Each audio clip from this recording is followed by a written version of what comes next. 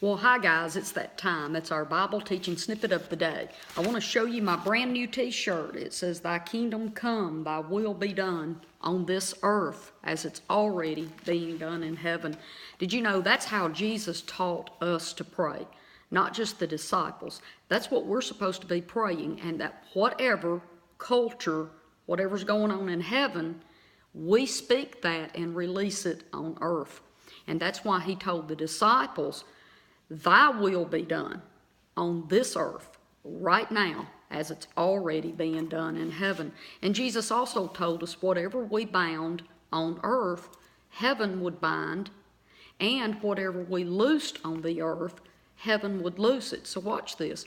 When we bind evil, heaven binds it with us here on the earth. When we release healing and goodness, heaven releases health and goodness. And whatever we speak, basically, God has our back because we're his sons and daughters, and he told us to fill the earth with his goodness. So today, I broke off yesterday telling you that I wanted to teach you something today about Jesus' resurrection. I'm over in John chapter 20, verse 11 through 21, and this is where Mary Magdalene, is outside of the tomb, and she's weeping and crying because Jesus' body is missing.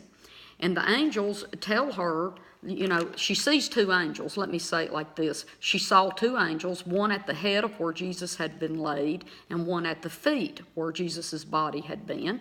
And she said, "I do not know what they have done with him and where they have laid him." And she turned around and saw Jesus. And in one of the other scriptures, it talks about that Jesus was in a garden when Mary Magdalene saw him. So the tomb that he was in was in a garden. And so when she looks up and she sees Jesus over by the flowers, she assumes he's the gardener, okay? But watch this. Jesus, in verse 17, Jesus says to her, "Do not touch me, for I am not yet ascended to my Father." I want to stop right there and explain a few things to you today. The first thing I want to tell you is that Jesus had to take his own blood into the tabernacle of the heavenlies, not here on earth. He had to go and sprinkle his own blood on the mercy seat to cleanse all of heaven so it would be holy and cleansed again.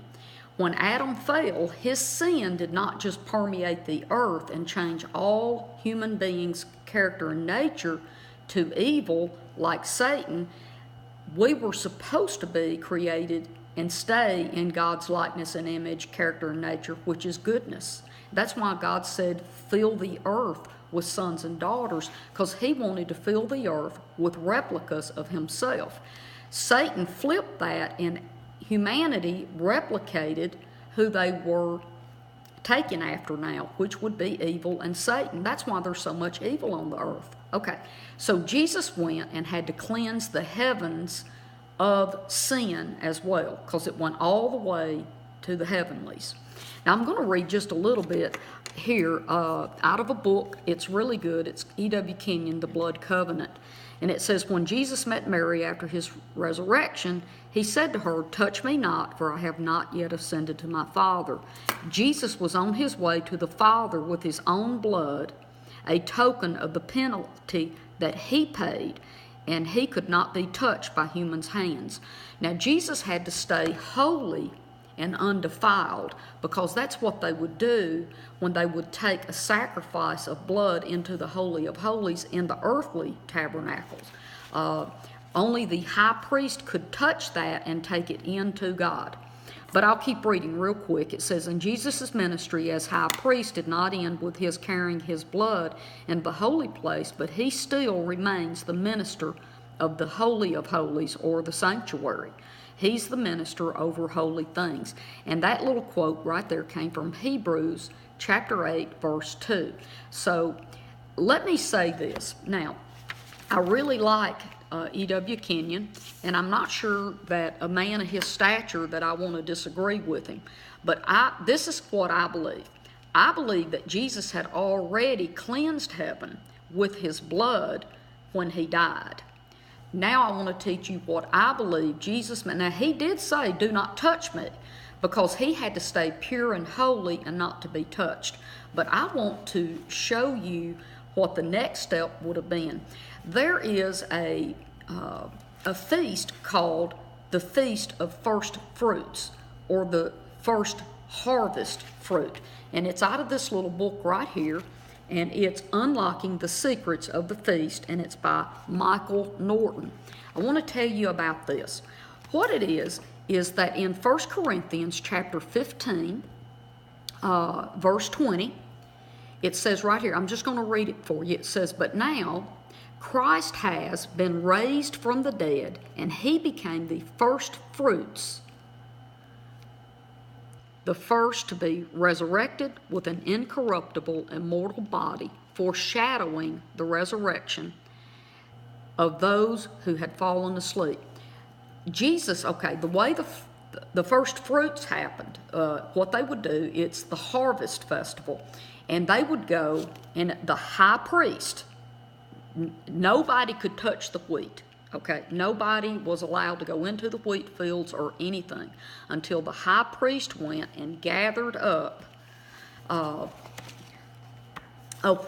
big head of wheat, and he would take his sheaf and cut it off, and he personally would have to take it into the Holy of Holies and present it to God, and that was called giving God the first fruits.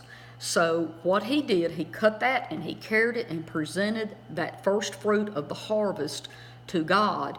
And when he got through doing that, then he could come back and release the people and let them take part in the wheat harvest. And that's what Jesus was doing. He had to remain untouched by humans. People couldn't touch him and hold on to him or do any of that, because he had to go to the Father and present himself as holy, of the firstborn of many brethren, who would be made righteous and found to be holy in the eyes of God. Jesus was our first fruit of a man who was totally sin-free, in perfect condition before God the Father. And did you know, in the big picture, we can go ahead and say that it can be both, because I do know, I can tell you, the reason Jesus could not be touched by Mary or any other human is because he could not be defiled by an unclean person, a person who was still living under sin.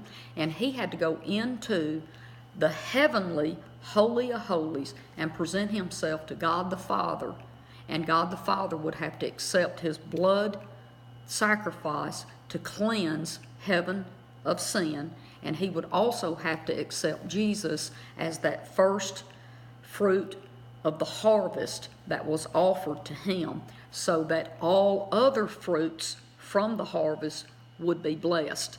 So the moment that God the Father blessed Jesus and accepted him in the heavenly Holy of Holies, he accepted all of us who would come in and be a part of the covenant that Jesus set up. Well, guys, I'm going to cut you loose because I'm headed to do a Bible study tonight. God bless you, and I'll see you again right here on Facebook. Bye-bye.